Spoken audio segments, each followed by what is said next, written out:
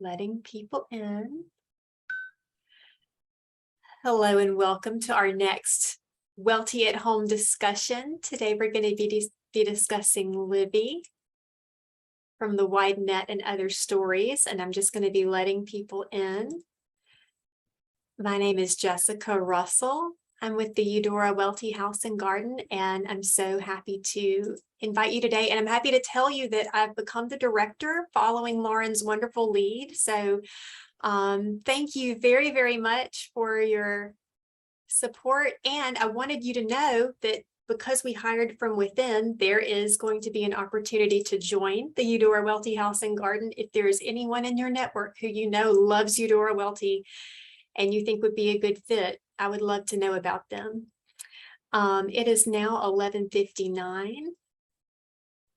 And Dr. Marrs, do you want to start by showing some photographs, or do you want to do that later on? Why don't we, let's wait just one little minute and then we'll show them. My second point is to talk about photographs, so we'll show them then. Would that be okay? That's perfect. Let me just say that all of us in Jackson are delighted that Jessica has become the new director. Lauren did a fabulous job, and I know Jessica is going to do a fabulous job as well. So we're really happy to have her on board. And but we have some big shoes to fill. We've got to get someone to take her old position. So I hope you'll help out with that too. Thank you. All right, it is noon, so I'm going to turn it over officially to Dr. Marrs to start our discussion on Livvie. All right, well, let me give a little background about Livvie, and then we'll look at a few photographs here. On April 13th, Eudora's birthday in 1942, she sent a short story called Livvie is Back to Dermot Russell at the Atlantic. I've lost my screen, Jessica, is that right? I have two. Hang on. Let's try this.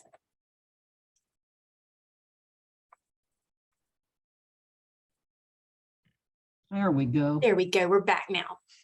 So April 13, 1942, Eudora finishes a short story and mails it to Dermot Russell, her agent in New York City, who sends it forthwith to the Atlantic Monthly. And it is accepted there on April the 30th. So it only went one place. It went to the Atlantic. It was taken, and it would be published in November of 1942. And then again, it was filed in the Atlantic. It was called Livvie is Back. And she changed the title for book publication, and we'll want to talk about that. In 1943, when The Wide Net was published, to simply Livvie. The story won the O. Henry Prize first place in 1943. Let me say one other thing, but when Eudora wrote this in the spring of 42, of course, the United States had entered World War II. She would write A Still Moment and At the Landing, finish them before the end of the year. But after that, no news stories for more than a year. So this is one of the last of the stories she wrote before having a kind of writer's block during the war, unable to concentrate on writing fiction for a while. The story was in part inspired by a sight she had seen in the countryside and that she photographed. So Jessica, why don't we look at those photographs now? Absolutely.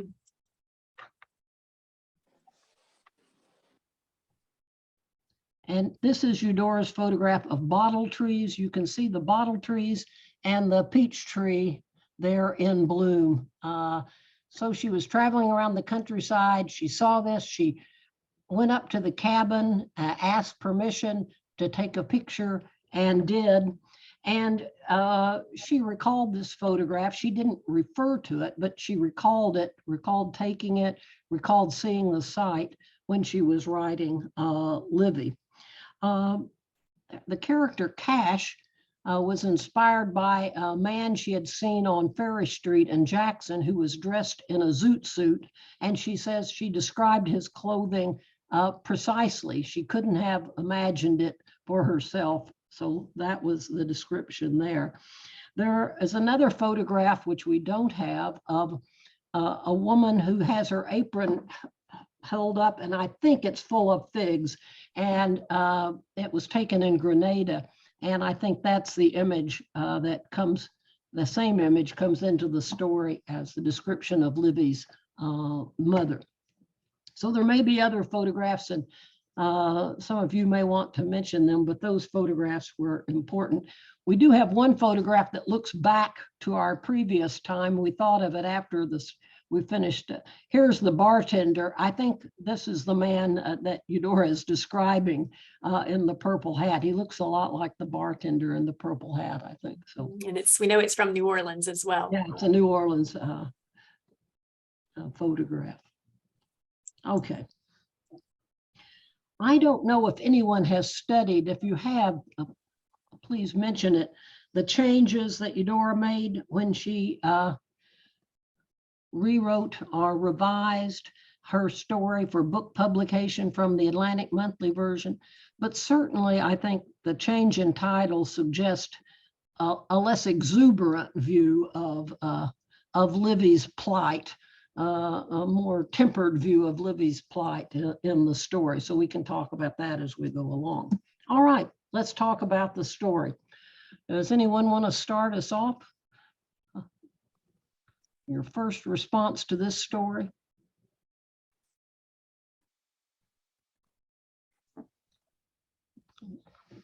There we go. Laura. Yeah, I'd love to, because I couldn't believe I don't know, the setting for this story was so disturbing. The opening scene for this is just so disturbing, because what's happening is disturbing. But I think what makes it most disturbing for me are all of the details, and the details that we get as we get to see the setting where Livvie is living, this nice place that's described as nice, like at least 3 times. I don't know how many nice, times nice. Nice is used, but many times. Many times. And we get the details of the bottle tree, the blue and the green bottles, and this quilt. And I don't know, I love the pattern of this quilt, A Trip Around the World. For me, it's a pattern that radiates energy. It's usually, if you all looked it up, it's oftentimes a diamond pattern made of squares. And it feels to me, it feels like it radiates energy, yet it was made by Solomon's mother in her old age, and he's literally dying underneath it. And it's just this sort of contrast of all of these details, and the feathers and the vase and the dirt that has the sweeping of her broom. And I can just feel her in this space, counting the 21 colors and the 440 pieces on this quilt, because she has nothing else to do. Thread or something. Yeah, I can see her looking at all the details and sweeping the dirt, and just so still in this space that the details were just so disturbing to me. All right, I want us to look at the details, and let's talk about setting first, and then we'll talk about the major characters. John. I just wanted to say that this sort of reminds me of abduction stories from contemporary times, where a child is whisked away and held in an enclosed space and, held there for years. It seems like Livvie has a similar fate, and her personality just recedes and recedes as the story unfolds. Elta? I loved the images of nature in the story and how they reinforced the meaning, the burgeoning of spring all of a sudden that presages this event in her life, and Solomon's passing is like the passing of winter time. But I loved this story. I read it over and over, and got more out of it each time. It's an exquisite story, but she is encaged there. She is like the image inside the bottle. She is encaged, and yet I couldn't get a handle on her response. It's as if what was just said, she's become muted. She's become one of the fixtures of the house.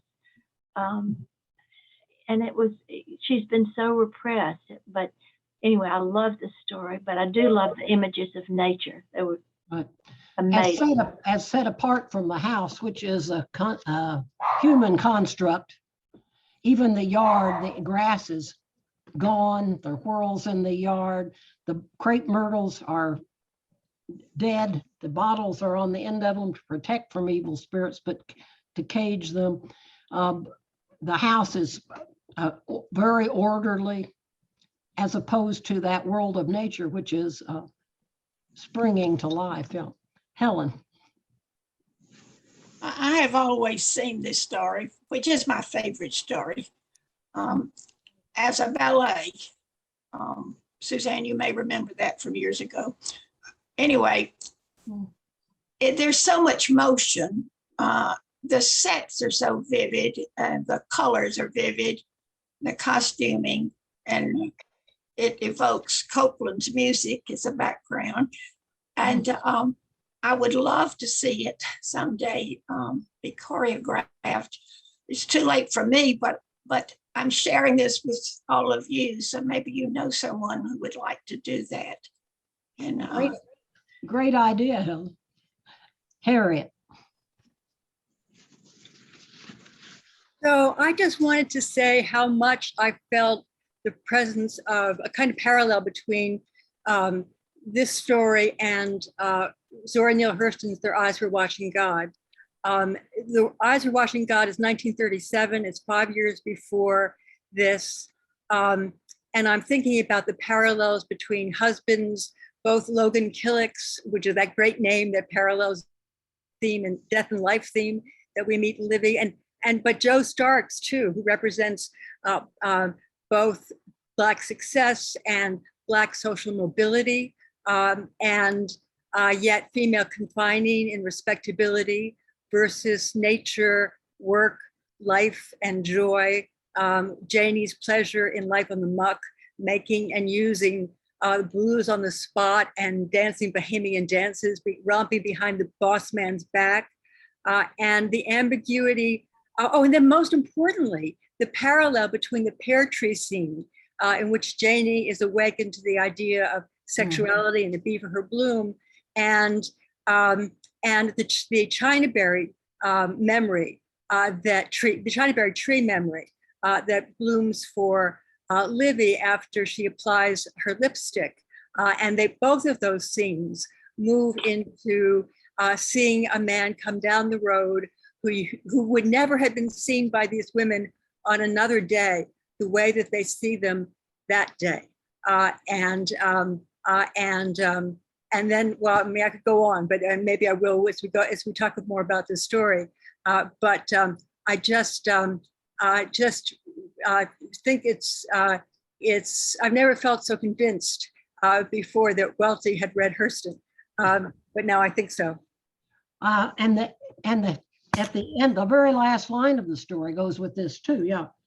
That's what I was holding back, but go on. Okay. The young peach was shining in the middle of them with the bursting light of spring. Yeah. Yeah. I mean, I'm thinking about the phrase in Hurston is change and chance, but the ambiguities of the ending, which I did look at the differences between Livvie is back and Livvie, and one of the changes that she's made is that she's made her young man much more ambiguous, much more dangerous than in the original version. I suspected that just because, and I must have known it at some point, but I don't remember. But because of the title, the change of title really points to that kind of switch. Jacob. To add to Harriet's good point, I had the same feeling. I just want to ask the question, when was that moment, if you remember, when Faulkner wrote to Welty and said something like, "I loved your story, the six gilded 6 bits." Yeah. Mistake. He's citing Hurston, right? So when was that? He had confused Hurston and Welty, and that I think is that was about the time The Wide Net was published, I think, because he refers to the robber bridegroom. He's just read the robber bridegroom. So, yeah. I wonder if that made her, Maybe turned it, her saying, who is this? yeah, it could be that why Faulkner associated her with Hurston, yeah. All right, I wanted to talk about a number of things that you've all been bringing up. And one of the questions I was going to ask, and maybe this is the time to ask it, is where is the voice coming from in this story? So let's look at the first paragraph and talk about the narrative voice in the story. Solomon carried Livvie 21 miles away from her home when he married her. He carried her away up on the old Natchez Trace into the deep country to live in his house. She was 16, an only girl then. Once people said he thought nobody would ever come along that way. He told her himself that it had been a long time and a day she did not know about, since that road was a traveled road with people coming and going. He was good to her, but he kept her in the house. She had not thought that she could not get back. Where she came from, people said an old man did not want anybody in the world to ever find his wife for fear they would steal her back from him. Solomon asked her before he took her, would she be happy? Very dignified, for he was a colored man that owned his land and had it written down in the courthouse. And she said, yes, sir, since he was an old man and she was young, and just listened and answered. He asked her if she was choosing winter, would she pine for spring? And she said, no, indeed. Whatever she said always was because he was an old man. While 9 years went by, all the time he got old, and he got so old he gave out. At last he slept the whole day in bed, and she was young still. So let's talk about that paragraph and talk about the voice in that paragraph and the details in that paragraph. Any comments about it? Cheryl?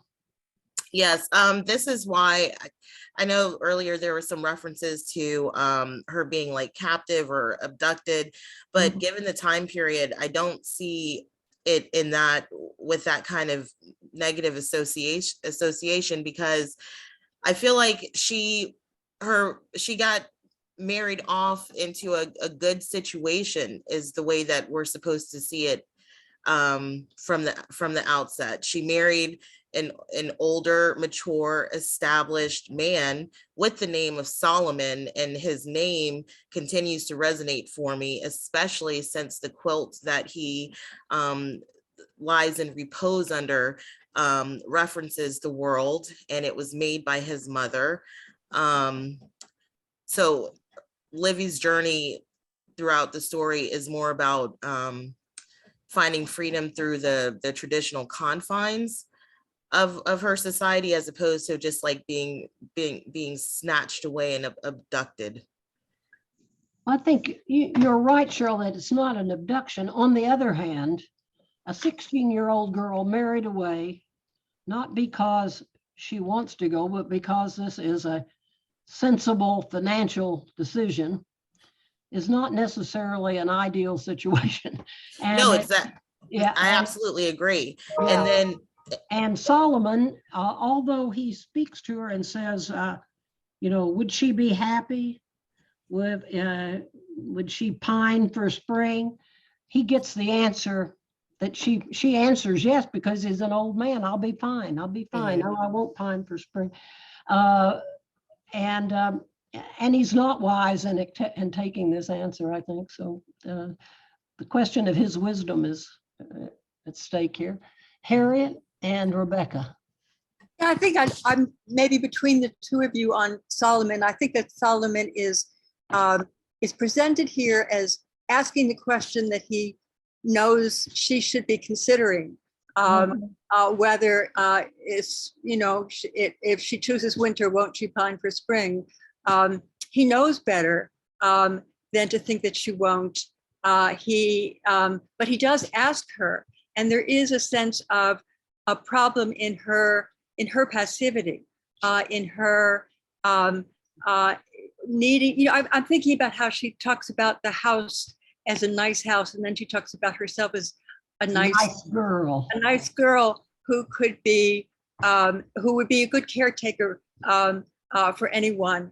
Nice in this sense seems to be defined as quiet and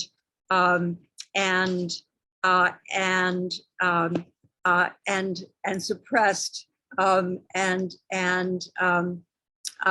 at any rate, I think that Solomon is presented both as a positive character and also as a character who is who knows better than she does. And I mean, he's also presented as a landowner who has replicated the white system of sharecropping with Black sharecroppers. There's ambiguity about him, which doesn't mean that there isn't that he's not both positive and negative.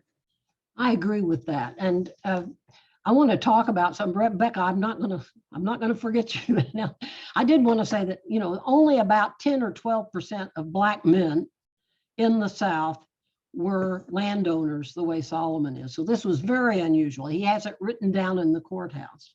And he has tenants working for him.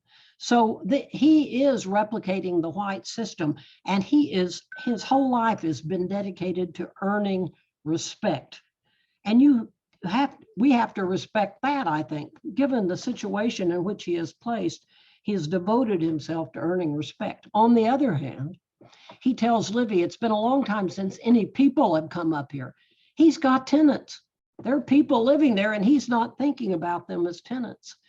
And when Livvie realizes that Cash is probably a field hand, she thinks Cash belonged to Solomon. Yeah. So that Solomon has taken on the white role. Now, Solomon is out from Natchez. He's got a nice house, but he doesn't have Rosalie. He doesn't have the grand houses of Natchez. His nice house is 3 rooms, unpainted, and orderly. But so, I think this whole issue of the racial dynamic.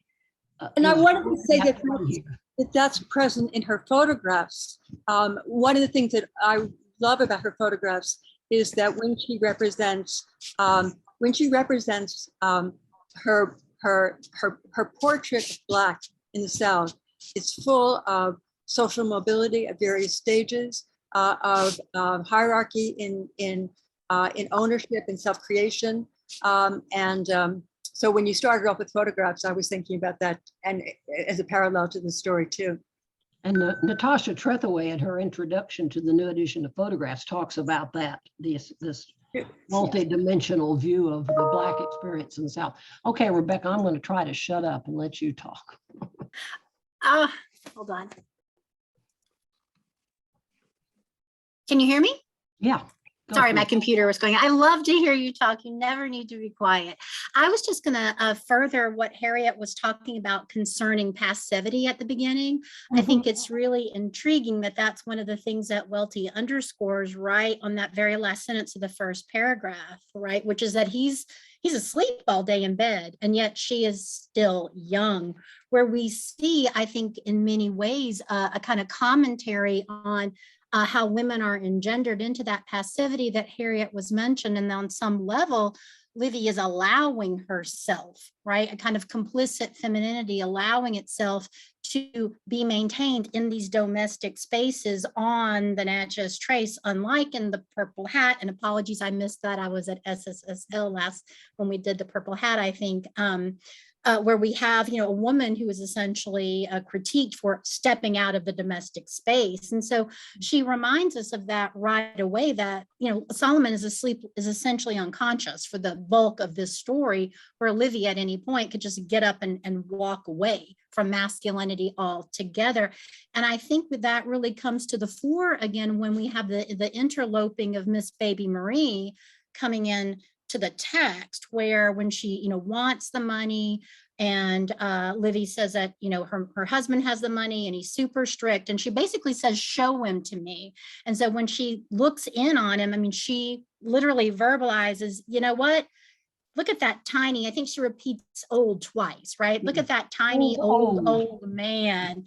And then what a beautiful quilt when we think about the potency of the feminine power and female artistry. And then again, and look at that tiny old man, you know, underscoring, I think, to Livvie to try to kind of jump her sight to see that she is also being complicit in this paradigm of domestic captivity. Now, of course, her mother has said to her, "I'd rather a man be anything than a woman be mean." Yeah. So, yeah. Okay, Elta. Yeah, I'm sorry, my video started jumping around, so I turned it off. But there's also the point that Livvie had taken care of a white child, a little white child. So but before she was 16, so she's passing from one a domestic situation to another, and for her, of course, moving into, even though it's clearly Solomon's house, and she's very clear about that, this is Solomon's house. And she's just there, but she is complicit in this, and that would be better than the life of simply remaining in the white house caring for the white child. And I'm interested in the scenes in which Livvie goes out, sneaks off, so to speak, and finds Steals. In fact, the word is steals. She steals away. I'm thinking of the spiritual, steal away home to Jesus. Yep. So she steals away to a graveyard. Yeah. Oh yeah. I hadn't thought about that, Elta. That's right. Marcia. I was very interested. I did not know that the first version of the story had been called Livvie is Back, because it's obviously picks up from the first paragraph here. She had not thought that she could not get back. Right. I think, but I have a feeling that Eudora Welty would have changed the title, because in a way it's, if that sentence had been in the paragraph and she had called had used the title Livvie is Back, it's almost too obvious. It's like, I don't know, it's like a punchline. The word back is used again about she was back later in the story. But she's not back to Natchez, and she's not, but she is back to dependency in a way. I mean, the back could be used ironically, I suppose. Yes, definitely. It was interesting that she changed the title, and you know, what you might think of that. And as you say, as we go along, it could have more than one significance. That's all. Is this, okay, let's go. Anybody else on this paragraph? What else about this paragraph? Is the speaker in this story Eudora Welty? Is the speaker a member of a community? Where is the voice coming from, do you think? Cheryl, you don't have to go there. You can take whatever you want to say.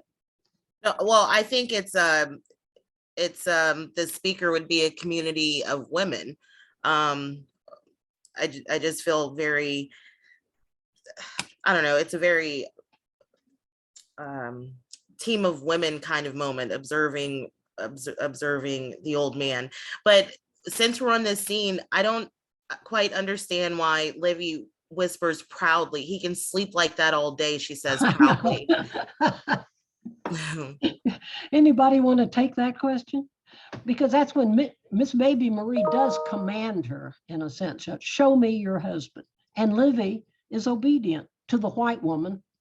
And I wanted to come back to Elta's point too, that her life before had been taking care of that white baby. That's the only picture she has, is of the white baby. Solomon has photographs of his people, but Livvie doesn't, and only of that sort of white system. But why does y'all think she says almost proudly, he can sleep all day? John? She mentioned often how she's able to be absolutely quiet. She doesn't make it, she does the dishes or anything else. So I think she's proud that she leaves the place completely quiet while he sleeps. Yeah, she does. She takes care of that to suppress even her voice. I think Livvie has very little to be proud of. And one thing is, what can my husband do? Well, he can sleep all day.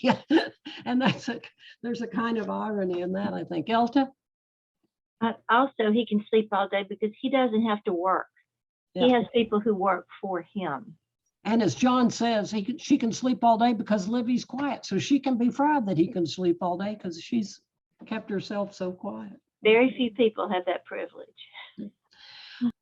I don't know about the story. I'm puzzling about the voice of the story.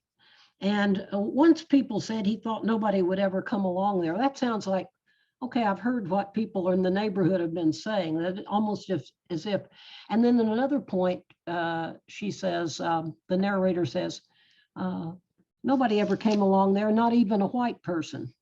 So that you almost have a sense of a sort of Black community voice here, observing what's going on, reporting on it, but I'm not sure about that either. Joellen and then Harriet. Yeah, the first paragraph, I think, is just so, I can't remember the name for background, but anyway, is a very traditional setup for a story, giving the background information, etc. And it was just that line that you read, Suzanne, that caught my attention, like a road that went anywhere. So I really read the story with the narrative voice in mind.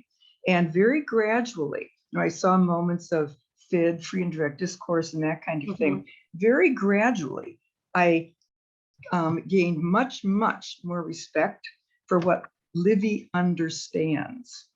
And I think she's capable of using free and direct discourse, but she's capable of being the voice. I mean, throughout, she begins recognizing, we learn how much she's recognizing when you can't be sure of anything when one person is sleeping and the other one isn't. There are all kinds of little things like that scattered through.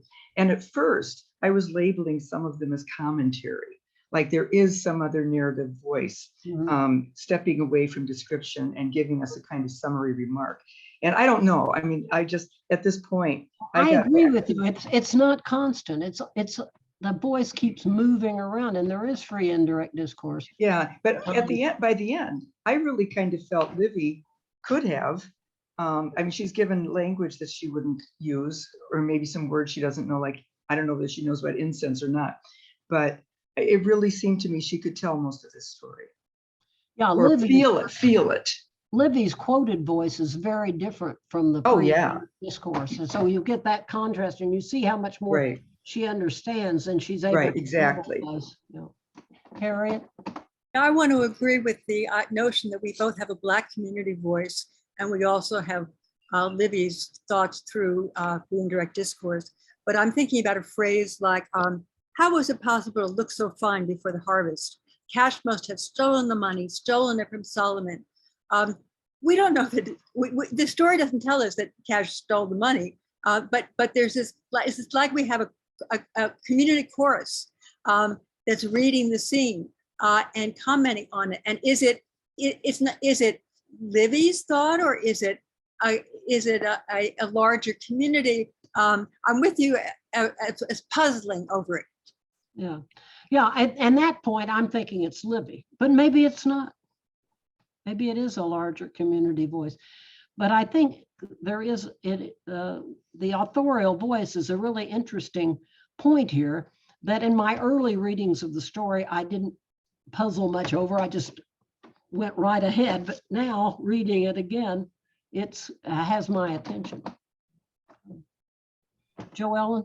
The who stole it. I think that Miss Baby Marie plants some ideas in Lizzie's mind. And she's a canny saleswoman. She's trying a hard sell. Well, I'll never come back if you don't take this lipstick now. And when she's leaving, she suddenly turns around, show me your husband. And her last words are, Livvie has said, but I told you I don't have no money and never did have. And never will. Yeah. And she plants the notion of financial gain. What will happen when Solomon dies? And then Livvie, or that skepticism about money comes up almost immediately after that. I want to ask about a line from Miss Baby Marie that I hadn't paid much attention to before. You know, Miss Baby Marie, I always have hated her line to Livvie about the feathers in the vase. It's not Christian or sanitary to put feathers in a vase. So that's kind of horribly self-righteous, presumptive voice that she has there. But then when she describes herself, she says, she's a saleswoman. She's the Avon lady. It's the kind of work a girl can do and not go clear away from home. It's the kind of work a girl can do. So she calls herself a girl. She's no spring chicken. Of course, I still call myself a girl too. So there you are. It's part of our of her generation and still mine. But it seems to me typically in this kind of society, the person in these two people, the person who would be called girl would be Livvie. But maybe Miss Baby Marie is kind of equating herself and her situation with Livvie's situation, that she's got to make her way and she doesn't have a lot of options either. She can be the sales lady driving her kettle-like car up old country paths, and there's not much else for her. Yeah, Harriet? Isn't she an awakening agent who is ambiguous? Again, I mean, yes, she certainly puts us on edge in some of her remarks, but the feathers, I was really interested in. I was surprised you brought it up too, because I've been wondering about those feathers and the repetition of the feathers in Cash's hat. Mhm. But I was thinking about her as a working woman who has the mobility of the car, who comes and awakens her with the idea of lipstick, with a turn into her, so that she looks out and sees Cash. Cash has got an alternate currency to Solomon's, but again, it's a kind of it's a male currency that is that she gets to find against. Rather than we'll see what we think about the end of the story. But I just think that she is she's a positive agent as well as a problematic white woman visitor. Yeah, both. Katie. Harriet, you read my mind, because I was thinking about what's going on with Miss Baby Marie. So I'm just going to throw out a couple of connections that I haven't quite worked out, but I'm back in Leota's salon and this idea of whiteness and white cosmetics and powder. But I'm also fascinated by this idea of white enchantment. I mean, it seems like we begin with one story and this is some sort of point of connection to a different story with which we end. But this idea of white enchantment and white secrecy, to me, it's evocative in ways I can't yet articulate. I keep going back to the film Get Out and this idea of white enchantment and being entranced and drugged, perhaps even, by whiteness, and what this does to Livvie and how she ends. So The fact that she what has to make of all that, but I'm just throwing it out there. She's carried the picture of the white baby with her. Yeah. John? Yeah, on that statement about something that a girl can do, I thought she was giving an accounting of herself, and perhaps she had chose to do that when she still was a girl and had made a life that way. And that contrasts to, and she can, roam within limits. And that contrasts to Livvie, who is stuck in place and doesn't go anywhere, and gives two versions of female life at that point, both very limited, one more limited than the other. Oh, thank you, John. I wanted to point out also that the picture of the Eudora that we have out in the clubhouse in the garden, where she's putting on cosmetics, but the cosmetics are like household Bug spray, bug spray, toothpaste, Campbell's soup. and so this kind of mockery of cosmetics, and then we have the lady selling cosmetics, who is peddling this kind of and who has her own makeup is so inexpertly applied, and her little red curls hanging out underneath, so that we may be back here. I like the comparison to Petrified Man as well. Yeah. What else? Jo Ellen.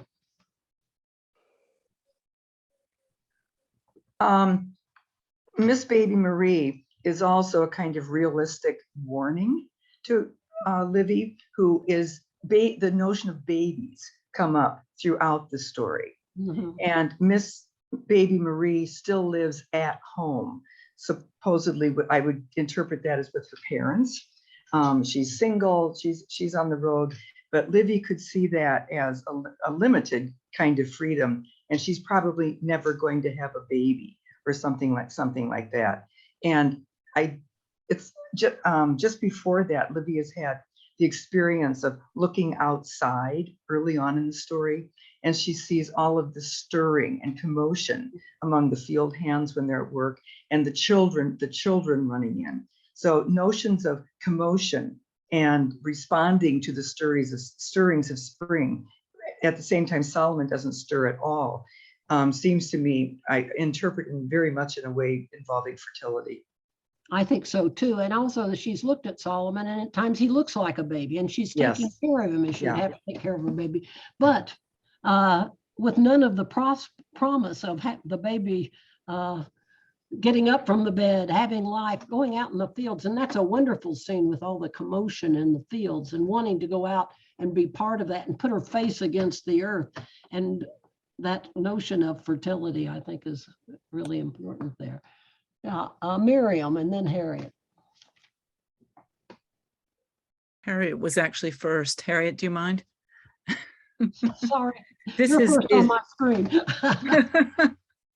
This is a really rudimentary question, and I don't know if you want to address it, but just the term free and direct discourse keeps coming up, and I Google it and I Google it, and I have a little bit of a hard time wrapping my mind around just this concept of free and direct discourse. If someone doesn't mind just talking a bit about that. And again, if it's taking away from the discussion of this story. Let's talk about it. And I'll say I'll give my rudimentary comment, and then we'll let Harriet, or Harriet, we can let you, since you were going to speak, you want to start by speaking to that? I think it's when the author goes into the character's mind, and we're hearing the language of the character, of the thoughts of the character directly without it being attributed, she thought. But instead we get the language of the character might use, or the thoughts of the character without the author intervening between us and the character. I don't know, Harriet? Yeah, that's good. What I was going to comment on was pregnancy, and the repetition of things. As you point out, she thinks about him that she's quiet for him to sleep as if a baby. But there are all of these other kinds of images that of the bottle trees have been. Solomon has prepared them over 9 years. She's been with him 9 years. 9 years as opposed to the 9 months of a pregnancy. That there are. I remember there's an article early on in response to this story that looks at the repetition of threes and nines, and how we've got the three-legged stool and the three legs on the lamp, that there's a sense of what should be in this relationship might be the third, the child, but instead we have, say, the red the blood red roses that bloom every month. That there are a lot. They're There's a in lot. threes too. What? They're in threes too. Three on Right. each side. Yep. Right. That there's a lot of emphasis on motherhood missed. Although I'm not sure that that helps us in terms of what we want in terms of Livvie's escape of traditional female roles. But it's there. One of my favorite lines in the story is where Solomon looks at Livvie and he says, "Young people can't wait." It has been 9 years. I mean, so he might say, well, you can wait one more day till I die, but they've been waiting 9 years. And now this virile young man shows up and she's astonished with her own, he grabs her, but she responds and she's astonished with her response and proud of it too. Yeah. Jo Ellen. Back to Miriam's question about free and direct discourse. I think a really good example is on page 278 toward the bottom, when she's been stilled, whatever, off to the trace, and she sees the caterpillar nets, etc. Yeah. The language here is, "Oh, for a stirring of the leaves and a breaking of the nets." Now, that would probably never come out of Livvie's mouth, but we know that's what she's feeling. And the story goes on, but not by a ghost, prayed Livvie. So the character and the narrative voice are in collusion here. Often the language would not be something that this character could say conscious deliberately, but probably feels. And just across from that, she's watching Solomon sleep after he doesn't wake up for his nice lunch. She could not surprise him anymore if he would not taste. And she was afraid that he was never in the world going to taste another thing she brought him. And so how could he last? That's a more prosaic, kind of mundane thing, but it's very much in Livvie's mind, I think. Yeah. And what you pointed out, the first one, okay, so oh, for a stirring of the leaves, indirect. And then, but not by a ghost, prayed Livvie, direct. Yeah. Yeah, so we've got the indirect and the direct. Miriam, is that any clearer? It really is, and I thank you both.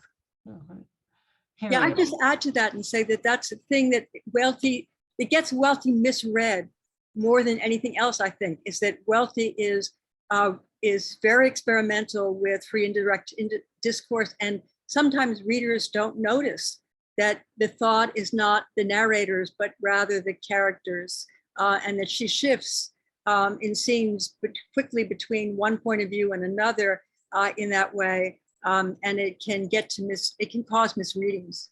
No.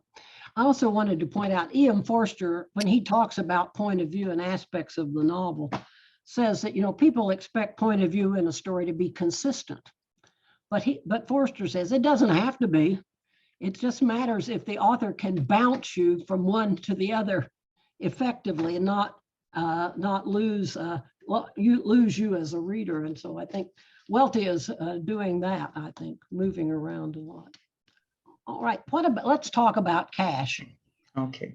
Oh, wait, no, Jo Ellen, go ahead. That's okay. I was just going to make one more comment about that, because Jane Austen pretty much invented free and direct discourse and uses it all the time. And it doesn't seem to cause that much trouble with readers, except that if they're not onto it, they will miss some points. But she was using the much longer, stretched out form of the novel. And I think Harriet's right. And I think some of the confusions about FID, we'll call it, has to do with the form of the short story, the compression that's used there. Okay, so shall we talk a little bit about Cash and his zoot suit and his behavior when he gets to Solomon's house? Cheryl? Yes, I didn't understand. So Cash, does he have an actual living guinea pig in his pocket? He does. Why do you think of that, Cheryl? I don't understand the symbolism of that, but I like when Solomon in the last scene where he's about to die and you said the young ones can't wait. Oh, but also Cash throws rocks into the bottle tree, Right. and yeah. that's supposed to be protective of the house, and of I'm gonna link it to the marriage, the unity in the house, but Cash is physically throwing things to break what is supposed to protect it. And then when Solomon looks and says, young ones can't wait, but then he says, Cash is the young man Livvie wait for. And then I know all the time and been knowing since he was born in a cotton patch and watched grow up year to year. Cash McCord growed to size, growed up to come in my house in the end, ragged and barefoot. But he's not barefoot. He's wearing this whole suit. He's not ragged. He looks Right. fabulous. He's mighty proud of his own looks. He admires himself from top to bottom. And Livvie says she can never look as good, but she's glad. She loves his appearance here. Yeah. Mhm. I think, yeah, destroying the protection, putting Livvie at risk, but also opening up life. And those bottle trees are a kind of mixed symbol, aren't they? They're both death. The trees are dead. They have to kill them to put the bottles on the end of it. I've got some bottle trees outside my house, although they're on metal frames and not a regular tree. So anyway, so that both the prospect of life, but the danger that he brings. Jacob? And my thought on Cash is just is his name. I think he is the thing that she's been wanting all this time. Money, possibility. It's a story of, in a way, I think of this story, and this is odd, kind of like that Disney scene in Fantasia about the sorcerer's apprentice. She's, Solomon is the sorcerer, and she's Mickey in that sequence, and that everything is being animated, personified. Money turns into cash. The lipstick, all the material culture of post-war America is quite literally assaulting the house, and tempting her, exciting her, giving her a sense of a larger world that is both chaotic, kind of like that Disney sequence, but also really, really exciting. So that is, I think of Cash as, that we have those quotes earlier where Solomon has the money. Well, she has Cash. I love that, Jacob. Yeah, and I've also seen linked Miss Baby Marie and Cash to this kind of material culture. And is Livvie going to be a material girl here? And there's real danger in becoming that material girl. On the other hand, her life up to this point has been, a kind of death in life, deadly orderly. So. Okay, now I've forgotten. Emily, is that right? No. Is it Kathy? Kathy. Kathy. I'm sorry, Kathy. I'm gonna write that That's down. okay. I enjoyed the use of the watch and the fact that he captured her time. Her life stood still, and he finally gave it back to her. And I love the fact that in the dance with Cash, the watch slipped away, because young people are not concerned with time. It's old people who are concerned with time. So I really, really loved that particular symbolism. Yeah, I think that's right too. And he sleeps with the watch. He knows the time, even when he's sleeping, she thinks. And he marks time in this artificial way. And outside, spring is here. The natural cycles of the seasons are coming. And that's the way she's feeling time now. And I agree with you too. Youth is not going to think about it. Eventually, she will have to, but it's gone for now. Rebecca. Yes, I see Cash in some very dark ways. To me, in many ways, when we think about what you mentioned as far as the danger that he can represent, is very much a false spring. When we think about, he's described as a vision, not sort of the vision to follow, but a vision, just like one could argue Baby Marie and sort of an alternate way to make her own money would also be an alternate vision. I don't know, I find him a bit of a false path that Livvie could be embarking on, especially with the guinea pig, to get back to that question. It's very much the sort of phallic image that we are told, oh, and hi, I'm Cash, and then the guinea pig pops up. Yeah. And then when he first comes into Solomon's home and he's looking around the living room, and then the guinea pig pops up again, and thinking about sort of a phallic image where eggs, to get back to the earlier point about fertility, might be sexually exciting and a kind of renewal for living in that way, but then motherhood becomes another kind of domestic entrapment. Especially in looking forward to thinking Now, about motherhood does Adeline. not necessarily have to be an entrapment. Thank goodness. I mean, Yeah. thank goodness we all have mothers. Yes, yes. No, but just in thinking forward to Jenny and at the landing, right? And how romance becomes, and this sort of following of the romance as opposed to other kinds of visions for women leads her. I'm not going to give the story away for those, we all know who've already read it, where that leads Jenny. And so I think there's a lot of ambiguity here, because when we get to that final scene, if you look at, Welty's wording, I mean, Cash seizes her, drags her. When we think about that kind of vocabulary there, suggests to me some dark things about Cash. I think there's some Cash is a danger. I agree with that. He's like a black cat. It's as if he's pawing his hooves. On the other hand, he is offering her a way out, and there's a real powerful attraction. I don't think we know. I do think he's a real threatening figure, and that change of the title, I think suggests that. Not that she is back where she needs to be, but anyway, Harriet. Yeah, I also wonder if he wants a way in, right? She might want a way out, but doesn't he then want a way into Solomon's wealth? Yeah, if Jacob says he wants cash, Livvie wants cash, but so does Cash want cash. Yeah, Harriet. Yeah, I'm looking at the line where his swinging arm drew her all at once, and the fright was crushed from her body, which is a good thing, as a little match flame might be smothered out by what it lighted. Smothered makes it that positive image ambiguous, and I was really interested in that reading of the watch dropping away.